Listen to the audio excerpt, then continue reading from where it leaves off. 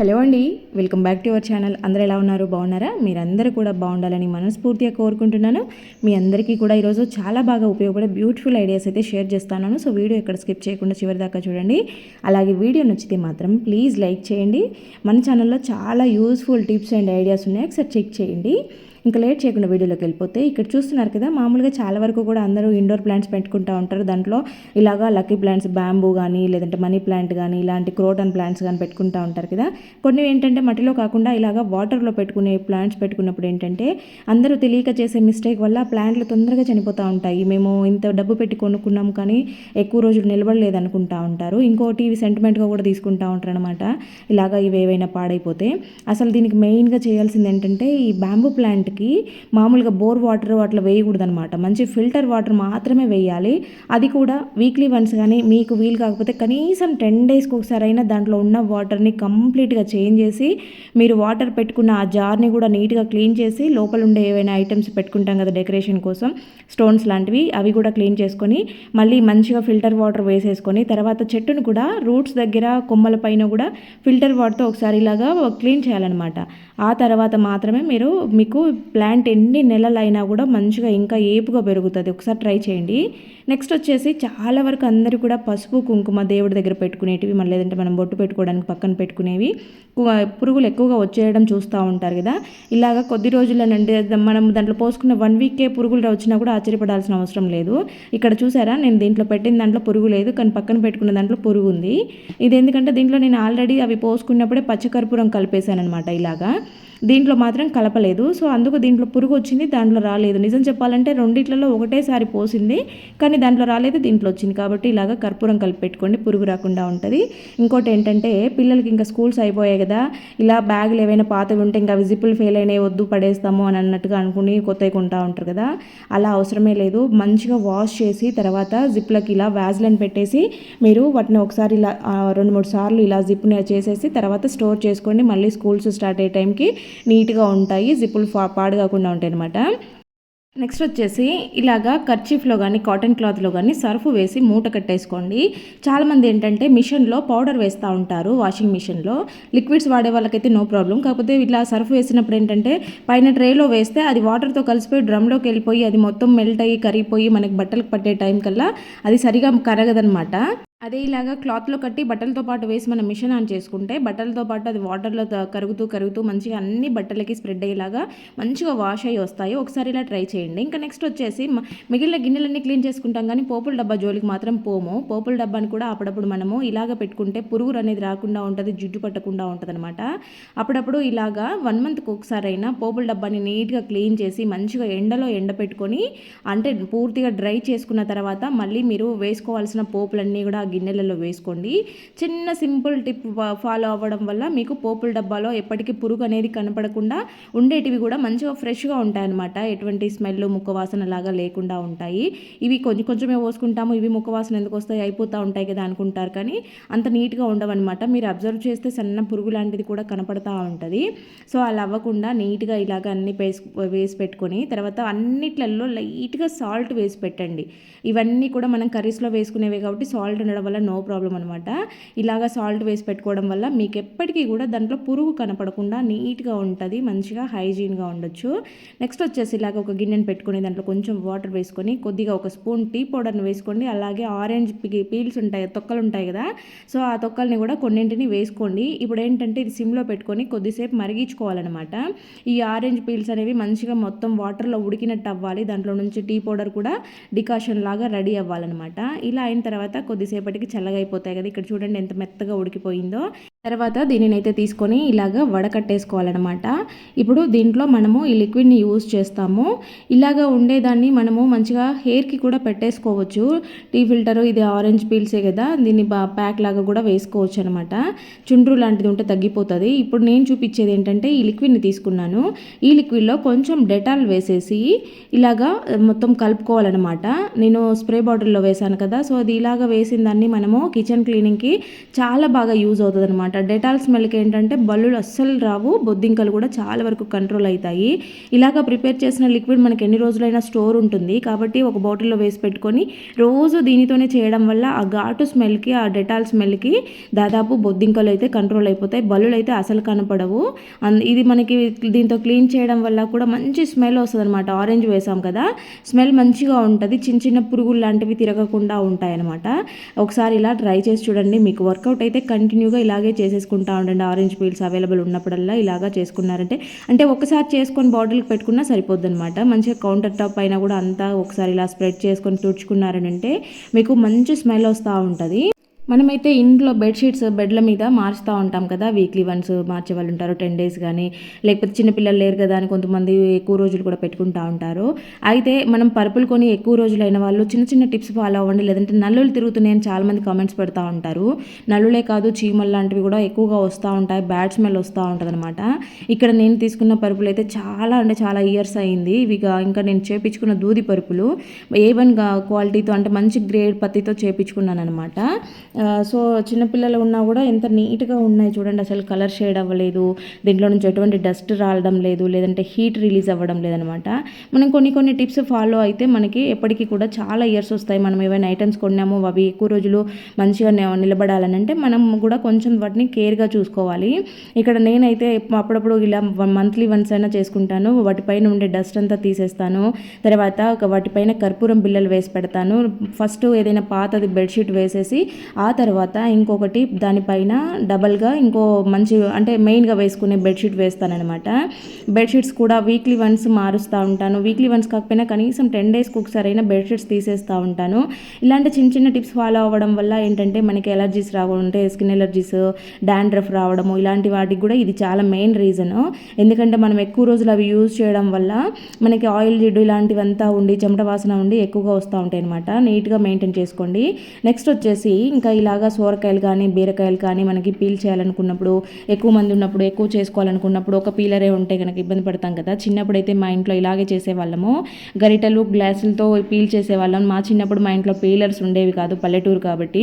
ఇంకోటి ఏంటంటే ఇక్కడ మాకు ఇంటి దగ్గరే సోరకాయలు కాసేవి కాబట్టి అవి మంచిగా లేతగా ఉండేవన్నమాట.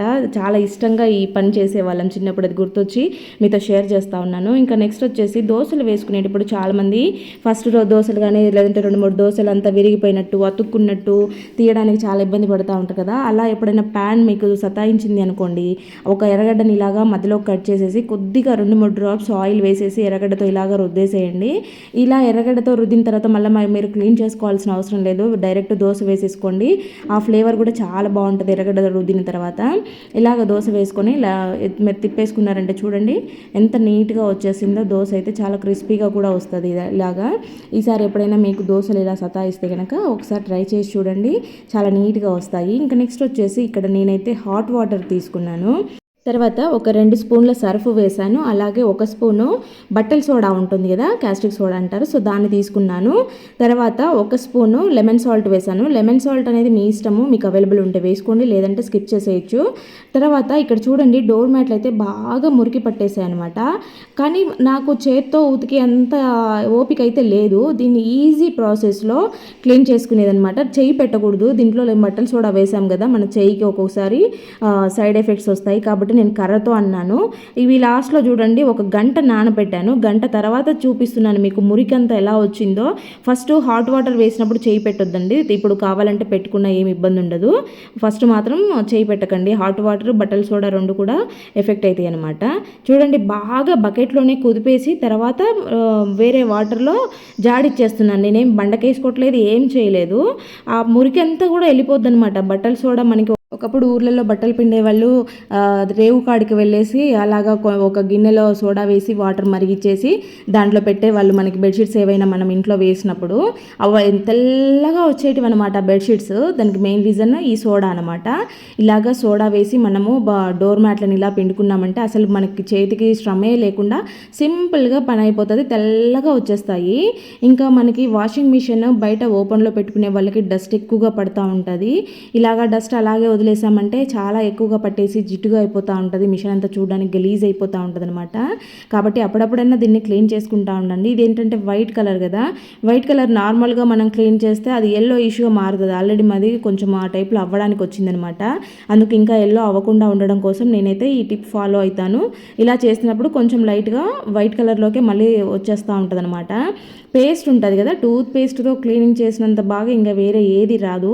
అందుకు నేనైతే ఎక్కువగా టూత్ పేస్ట్ పెడతాను. ఇక్కడ మీరు అబ్జర్వ్ చేయొచ్చు, లైవ్లో గమనించవచ్చు, లైట్గా ఎల్లో కనపడిందంతా కూడా మళ్ళీ వైట్లోకి వచ్చేస్తూ ఉంది చూడండి. ఇలాగా ఉంటుందన్నమాట. ఇట్లా వైట్ కలర్లో ఉండే మనకి ఏవైనా వస్తువులు ఏవి క్లీన్ చేయాలన్నా కూడా పేస్ట్తో ఇలా క్లీన్ చేసుకున్నారు అంటే మీకు ఆ కలర్ పోకుండా ఉంటుందన్నమాట. వైట్లోనే ఉండిపోతుంది, ఎల్లో కలర్లోకి రావు. మిక్సీలు ఇలాంటివన్నీ కూడా వైట్గా ఉండేటివి కొంచెం ఎల్లోయిష్గా వస్తూ ఉంటాయి మనము ఎక్కువ సంవత్సరాలు వాడిన తర్వాత. అలా రాకుండా ఉండాలంటే ఇలా పేస్ట్తో క్లీన్ చేసుకొని నీట్గా ఉంటాయి.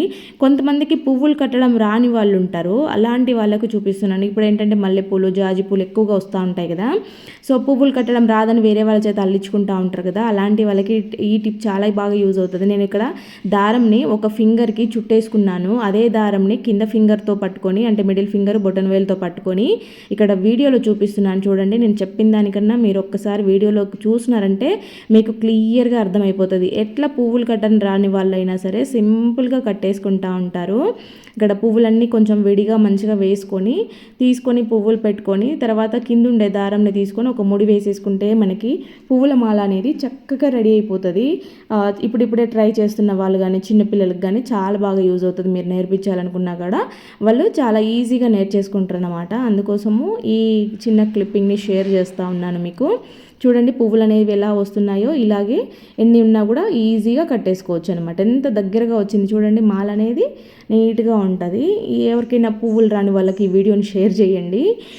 ఇంకా చక్కగా నీట్గా కట్టేసుకోవడం నేర్చుకుంటూ ఉంటారు పువ్వులని. నెక్స్ట్ వచ్చేసి పల్లీలు చట్నీల కోసము చాలా వరకు రెగ్యులర్గా యూజ్ చేస్తూ ఉంటాం కదా. చాలామంది ఏంటంటే టైం అయిపోతుందని హడావిడిగా హై ఫ్లేమ్లో పెట్టి వేపుతూ ఉంటారు. అలా హై ఫ్లేమ్లో పెట్టినప్పుడు అవి పైకి చూసేదానికి నల్లగా మాడిపోతాయి కానీ లోపల పచ్చిగా ఉంటాయి, అస్సలు టేస్ట్ ఉండదు. చట్నీలు చేసినా ఏం చేసినా కూడా ఇలాగా సిమ్లో పెట్టి మంచిగా స్లోగా వేపుకోవాలి. ఒక పక్క అవి వేగుతుంటే మీరు ఇంకో పక్క ఏదైనా పని చేసుకోవచ్చు. అలా సిమ్లో పెట్టి వదిలేస్తే అంత తొందరగా మాడిపోవు. కాబట్టి లోపల దాకా వేగితేనే దాని టేస్ట్ అనేది తెలుస్తుంది. అయితే చాలామంది పొట్టు తీసి చట్నీలు చేసుకునే అలవాటు ఉంటుంది. పొట్టుతో తినడమే మంచిది, కానీ అలా అలవాటు పడ్డ వాళ్ళు ఆ పొట్టును అస్సలు ఉండిచ్చారు, వదిలేస్తూ ఉంటారు. అలా పొట్టు తీసి చెరగడమో, ఇల్లంతా పడ్డమో, ఇంకా సిటీస్లో ఉండే వాళ్ళకైతే చాలా ప్రాబ్లం అవుతూ ఉంటుంది. అట్లాంటి వాళ్ళు ఇలాగా జల్లిగిన్నెలో వేసుకొని జాలెడలో వేసుకొని ఇట్లా చేసేయండి. ఇంకోటంటే ఇలాగ రోజు వేపుకున్న పల్లీలు, ఒక గుప్పెడు పల్లీల్ని ఒక చిన్న బెల్లం ముక్కని డైలీ తినడానికి చూడండి. ఐరన్ లోపం ఉండేవాళ్ళు, బ్లడ్ తక్కువ ఉంది అని అనుకునే వాళ్ళు, చిన్నపిల్లలు, అంటే బక్కగా ఉండే పిల్లలు ఉంటారు కదా, బలం లేకుండా ఉండే పిల్లలు, ఊరికనే సచ్చు అయిపోయే పిల్లలు, ఇలాంటి వాళ్ళందరికీ కూడా ఈ పల్లీలు బెల్లము కంపల్సరీగా తినిపించండి. ఆడపిల్లలు అయితే మెయిన్గా ఆడపిల్లలకి మరీ అలవాటు చేయండి. ఇది చాలా అంటే చాలా మంచిది. వాళ్ళకి బ్లడ్ లాస్ అవుతుంటుంది కాబట్టి ఇంకా ఆడవాళ్ళకి చాలా రక్తహీనత వస్తూ ఉంటుంది ఎక్కువగా. కాబట్టి ఖచ్చితంగా ఒక గుప్పెడు పల్లీల్ని ఒక చిన్న బెల్లం ముక్కని రోజు తీసుకుంటూ ఉండండి. మీకు ఎటువంటి సమస్యలు ఉండవు, చాలా రకాల ప్రాబ్లమ్స్ క్లియర్ అయిపోతాయి అన్నమాట. మీ ఇంట్లో ఉండే టీనేజ్ పిల్లలు ఉంటే కనుక వాళ్ళకు కూడా ఇప్పటి నుంచి అలవాటు చేయండి. ఇది చాలా మంచి అలవాటు, చాలా హెల్దీ కూడా. అందుకే నేను ఈ వీడియోని మీకు షేర్ చేస్తూ ఉన్నాను, ఎవరికైనా యూజ్ అవుతుందని. నెక్స్ట్ వచ్చేసి మనం ఆకుకూరలు తెచ్చుకున్నప్పుడు ఇన్ని రకాల ఆకుకూరలు ఉంటాయి. అంటే మార్కెట్ నుంచి తెచ్చుకున్నప్పుడు ఎక్కువ తెచ్చి పెట్టుకుంటూ ఉంటాం కదా, ఇవి ఒలచకుండా అలాగే పెడితే ఫ్రిడ్జ్లో పట్టవన్నమాట. అవి కట్టలుగా తెస్తాం కాబట్టి ఫ్రిడ్జ్ అంతా నిండిపోతుంది అనేసి చాలా వరకు ఆకు ఒలిచి పెట్టుకుంటూ ఉంటాం. పాడు కాకుండా కూడా ఎక్కువ రోజులు ఫ్రెష్గా ఉంటుంది ఒలిచి పెట్టుకుంటే. కానీ అవన్నీ ఒలచాలంటే చాలా టైం తీసుకుంటుంది కదా. అలాంటప్పుడు ఇలాగా మంచిగా బొక్కల గిన్నె తీసుకొని దాంట్లో నుంచి ఇలాగా పుదీనా ఒలుచుకోవచ్చు, ఆకుకూరలు ఒలుచుకోవచ్చు, ఒక కొత్తిమీర తప్ప మిగిలిన ఏవైనా కూడా మనము సింపుల్గా ఈజీగా పని అయిపోగొట్టేసుకోవచ్చు అనమాట. ఇలా కాడలు పట్టుకొని ఒక్కొక్క ఆకు ఒలుచుకోవాలంటే చాలా టైం అవుతుంది. చూడండి, కాడ పెట్టేసుకొని కిందికి లాగేసామని అంటే ఈజీగా పని అయిపోద్ది అనమాట. ఎన్ని రకాల ఆకుకూరలు అయినా కూడా. ఇక్కడ నేను చూస్తుంది కోయిటాకు అనమాట. ముందు పుదీనా, ఇది కోయిటాకు. ఇలాంటి ఏ ఆకుకూరలు అయినా ఈజీగా పని అయిపోతుంది. ఇంకా నెక్స్ట్ వచ్చేసి నన్ను మొన్న ఒకరు కామెంట్ పెట్టారు, ఫ్రిడ్జ్ డోర్కు ఉండే రబ్బర్ని ఎలా క్లీన్ చేసుకోవాలో చూపెట్టండి అని. ఇక్కడ చూసారు కదా ఫ్రిడ్జ్ డోర్ ఎలా ఉందో. ఇక్కడ పాతది ఏదైనా సాక్స్ తీసుకొని దాంట్లోకి ఒక దువ్వెనని ఇలా పెట్టేసుకోండి. దువ్వెన పెట్టడం వల్ల ఏంటంటే మనకి క్లీన్ నీట్గా అయిపోద్ది అనమాట, సన్నగా ఉంటుంది కదా. కాబట్టి ఇలాగా సాక్స్లో పెట్టి డబల్ ఫోల్డింగ్తో అయినా పర్వాలేదు, లేదంటే ఇలాగ సింగిల్ ఫోల్డింగ్తో అయినా వేసేసుకొని లాస్ట్లో ఊడిపోకుండా ముడేసుకోండి. ఇప్పుడు దీనితో మనము ఫస్ట్ ఏవైనా సర్ఫ్ వాటర్ కానీ షాంపూ వాటర్ కానీ స్ప్రే చేసేసి అది నానిన తర్వాత ఇలాగా చేసేయండి. లేదు మీకు ఎక్కువగా ఉంది అంటే డైరెక్ట్గా చేసినా కూడా మొత్తం లోపల దాకా పోతుంది, నీట్గా వచ్చేస్తుంది అనమాట. నేనైతే ఏది వేయలేదు, కాకపోతే చూపిస్తున్నాను మీకు. ఇట్లా సాక్స్తో ఎంత బాగా తీసేయచ్చు దీన్ని, ఎంత నీట్గా అయిపోద్ది. మీరు నేను తుడిచిన దగ్గర చూసారని అంటే డిఫరెన్స్ కనిపిస్తుంది అనమాట. ఇక్కడ రబ్బర్లో ఏంటంటే అది ఫంగస్ లాగా పట్టేసుకొని ఉంటుంది, మనము డోర్లో క్లోజ్లో పెట్టినా కూడా నల్లగా అయిపోతూ ఉంటుంది అనమాట. కాబట్టి ఇలాంటివి అప్పుడప్పుడు క్లీన్ చేసుకుంటూ ఉండాలి, లేదంటే అది ఎక్కువగా స్ప్రెడ్ అయిపోతుంది అనమాట, రబ్బర్ లోపల దాకా వెళ్ళిపోతూ ఉంటుంది. కాబట్టి అప్పుడప్పుడు నీట్గా ఇలాగా ఈ ప్లేసెస్ అన్నీ కూడా మంచిగా క్లీన్ చేసేసుకోవాలి. చూడండి ఇక్కడంతా కూడా ఇలాగా తుడిచేసుకుంటూ ఉండాలి, అప్పుడు ఫ్రిడ్జ్ నీట్గా ఉంటుంది. అన్ని మొత్తం ఇవి రబ్బర్స్ అనేవి లైన్స్గా ఫామ్ అయి ఉంటుంది. కాబట్టి అన్నిట్లలోకి పోవాలంటే ఇలా దువ్వెన పెట్టి క్లీన్ చేస్తే చాలా బాగా అయిపోతుంది అనమాట. అంతేకాకుండా ఇలాగా సైడ్లో గ్యాప్ ఎక్కువ పెట్టుకోండి, గోడ కానిచ్చి పెట్టకూడదు. ఈ ప్లేస్లో మనకి హీట్ అనేది రిలీజ్ అవుతూ ఉంటుంది కాబట్టి గోడ కానిచ్చి ఉండడం వల్ల అది ఇంకా ఎక్కువ ప్రమాదం అనమాట. సో ఇంకా కొంచెం ముందుకు జరిపి గ్యాప్ ఉండేలాగా చూసుకోండి. ఈ సాక్స్తో ఓన్లీ ఫ్రిడ్జే కాదు, ఇలాంటి మెష్ డోర్స్ ఉంటాయి కదా, ఈ డోర్స్ పైన ఉండే మురికిని కూడా చాలా సింపుల్గా ఈజీగా తీసేయచ్చు.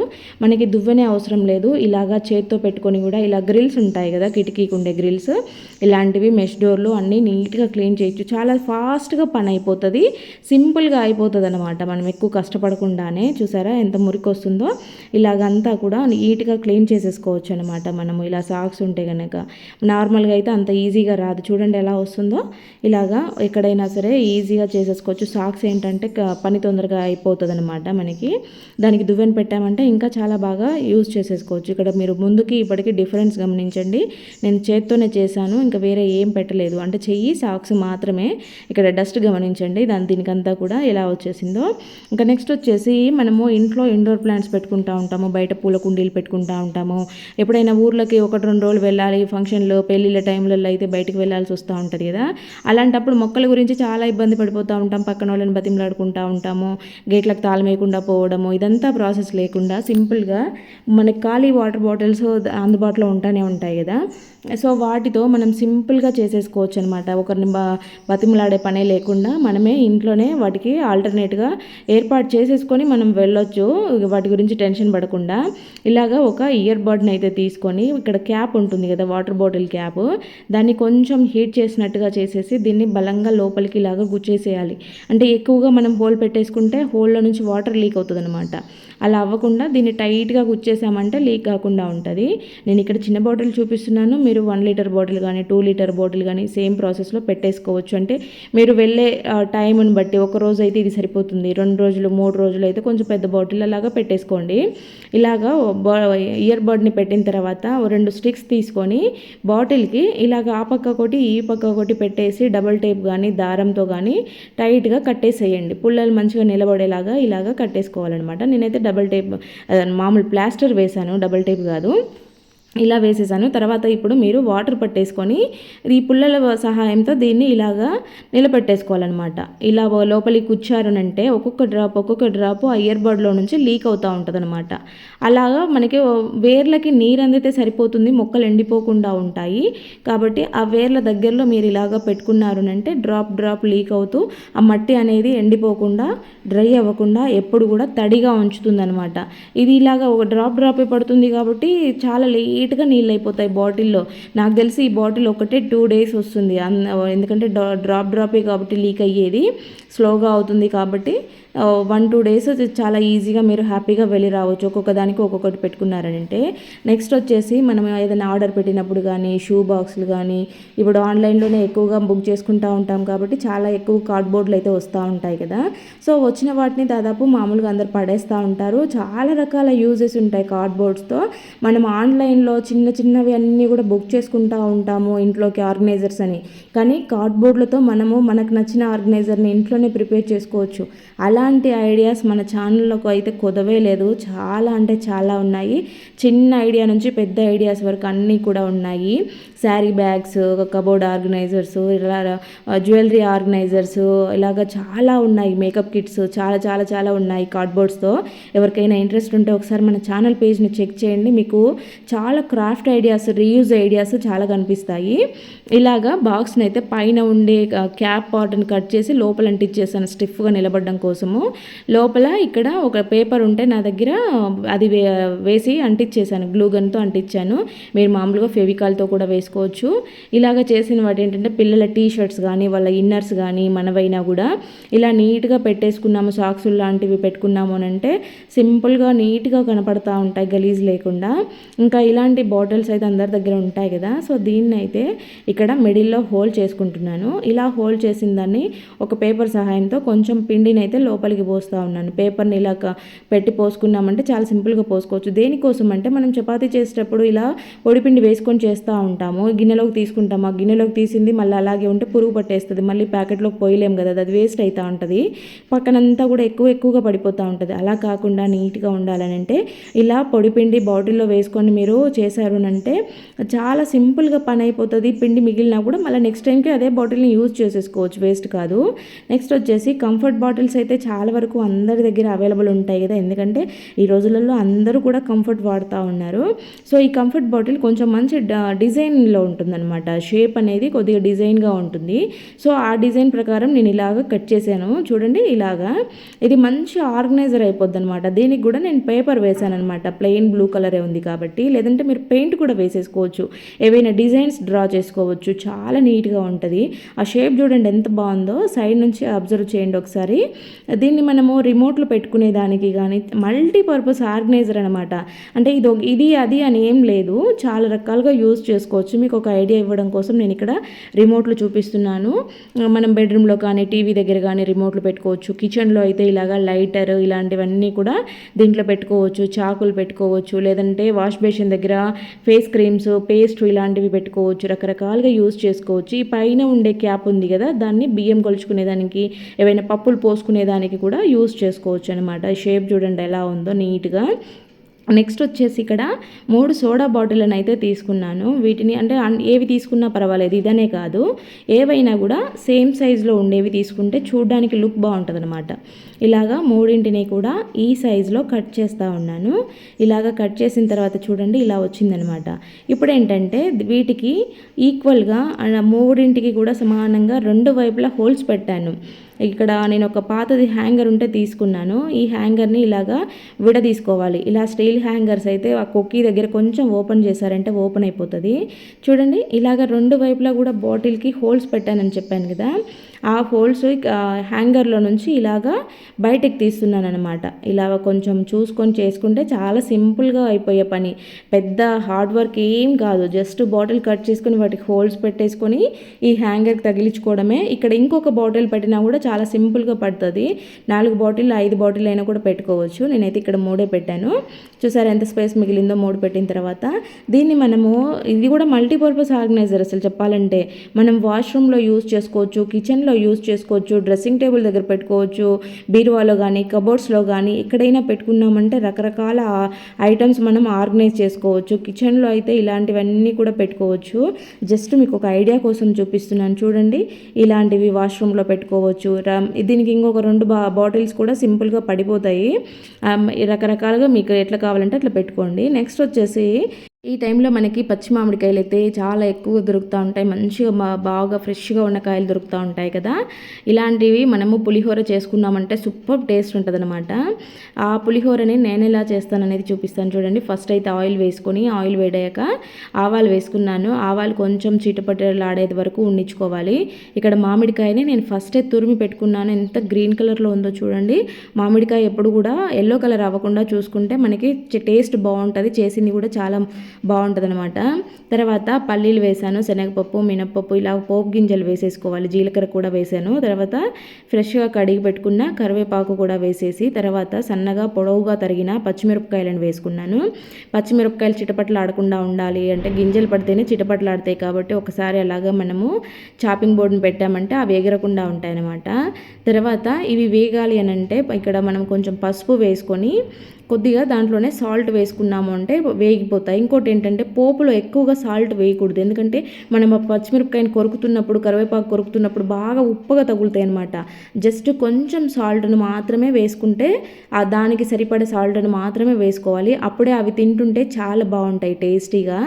మరీ ఎక్కువ సాల్ట్ ఒకటేసారి వేసేసాం, ఎలాగో వేయాల్సిందే కదా అని అప్పుడే వేసామంటే పోపులో ఉండేవి ఎక్కువ అయిపోద్ది అనమాట సాల్ట్. ఇలా మంచిగా వేసుకునే తర్వాత మనం తురిమి పెట్టుకున్న మామిడికాయను కూడా వేసేసి ఒకసారి కలుపుకొని ఇప్పుడు మళ్ళీ కొంచెం సాల్ట్ వేసుకోవాలి, ఎందుకంటే మామిడికాయ పులుపు ఉంటుంది కదా, సో దానికి తగ్గ సాల్ట్ ఇప్పుడు వేసేసుకోవాలన్నమాట. ఇలాగా కొద్దిసేపు ఈ మామిడికాయ తురుమునైతే వేపుకోవాలి, కొద్దిగా పచ్చివాసన పోయేంత వరకు. తర్వాత మనం ముందుగా వండి పెట్టుకున్న అన్నం ఉంటుంది కదా, సో దాన్ని అయితే వేసేసుకోవాలి. ఇంకా మనకి పచ్చిమిరపకాయ కారం సరిపోతుందనమాట. మనం తీసుకునే మామిడికాయ పులుపుని బట్టి పచ్చిమిరపకాయలు వేసుకుంటే సరిపోతుంది, ఎందుకంటే పైనుంచి కారం ఏమి యాడ్ చేయం కాబట్టి కొద్దిగా పులుపుగా కారంగా ఉంటేనే బాగుంటుంది కదా. కాబట్టి ఇంక ఇప్పుడు ఈ రెండింటికి పులుపుకి కారానికి సరిపడా సాల్ట్ చెక్ చేసుకొని మీరు సాల్ట్ ఇప్పుడు పైనుంచి కొంచెం కలుపుకొని ఒకసారి మొత్తం దీన్ని మిక్స్ చేసుకున్నారంటే సూపర్ టేస్టీగా ఉంటుంది, చాలా హెల్దీ కూడా.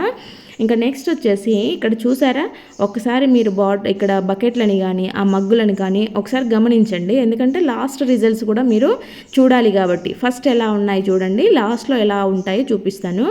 ఇక్కడ మామూలుగా హార్పిక్తో చాలామంది బకెట్లు కానీ లేదంటే బాత్రూమ్ కానీ క్లీన్ చేస్తూ ఉంటాం కదా, సో హార్పిక్ కన్నా బెటర్గా యూజ్ అయ్యే ఈ లిక్విడ్ని అయితే మీకు ఈరోజు చూపిస్తాను. ఇదంటే ఫ్యూమ్లెస్ యాసిడ్ అనమాట, అంటే పొగ రాకుండా ఉండే యాసిడ్ అనమాట. Just 50 rupees bottle. ఇది మ్యానుఫ్యాక్చర్స్ కూడా లోకల్ వాళ్ళు అనమాట.